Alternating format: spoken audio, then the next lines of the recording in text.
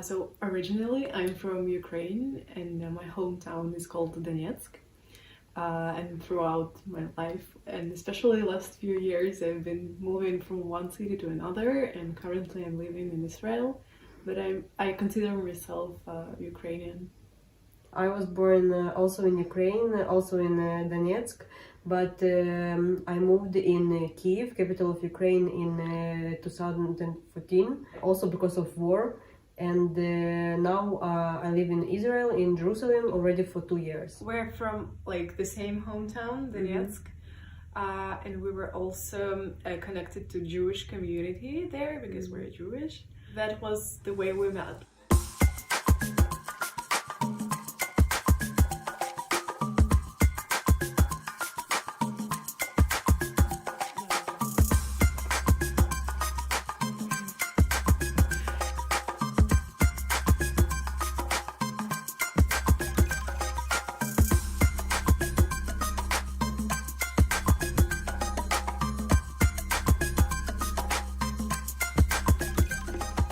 When we discovered that our flights were cancelled, I just immediately texted her and said like, we have to cooperate, we have to come together. Airports was cancelled and the buses were cancelled, so like one way that we had to go out is going by car. So my father told us that he can take us, but it would be really hard for him. So Zhenya's dad told him that he also can go with us. Like now we have two drivers, yes, who can change one another and help. It took us about, I think, 24 hours to get to the border, which is like 500 kilometers, which is not really like that much, but we were moving really slow. Our dads were our heroes because they couldn't go out from the country, because of their age. And also the road that we are going from Kiev to the border, once we like got through it, like it was bombed and destroyed. So our dads just can't go the same way back. So I also think that it's good that our dads are together right now because the same way that they're helping each other and trying to find out the way how to get back. There is one of the reasons why we went to Romanian border, not for example to Poland, because in Poland there are people 2 days they stay in there or 3 days. So we had information that in the Romanian border there are not so much people, so like we can go faster there. In Ukrainian border it was really horrible because there were a lot of people.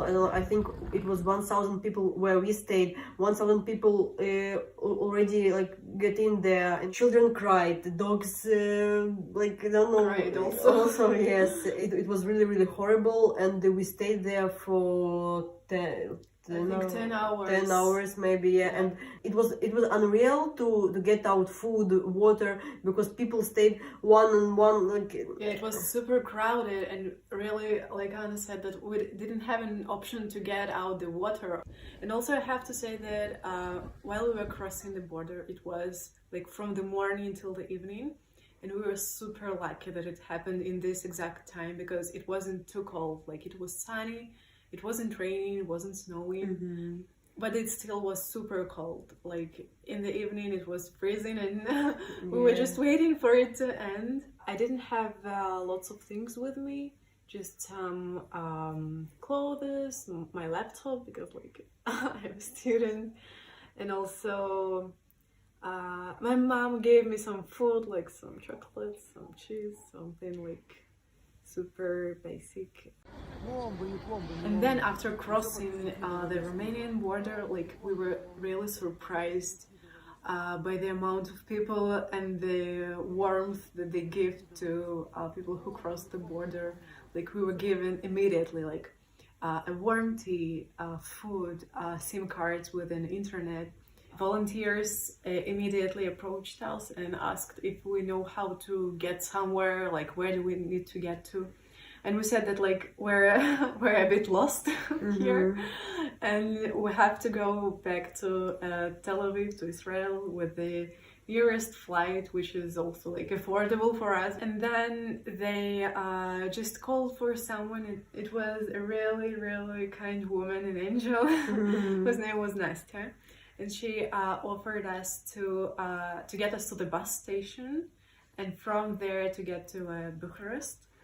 And she also told us, by the way, I have a daughter who is right there at this moment, and she can meet you, and she can like you can stay in our house, at our home, as much as you need. And she also said that you're at the same age as my daughters, and if my daughters were at the same situation, I would be really, really happy and would really appreciate the fact that someone helps them as well. So right now we're on our way back to Israel. I'm finishing my degree. I hope just to live normally, peacefully, but still all of my thoughts and my heart are with my country, with my family, and I hope that they will be okay. And like literally every hour I'm in touch with my mom, like, Mom, is everything okay? Are you like, where are you? Like, what's happening? Just only my father is in Ukraine. My another family is in Israel, and but I'm really worried about him. I really hope for peace and for good future for all of us and for all of our family and friends.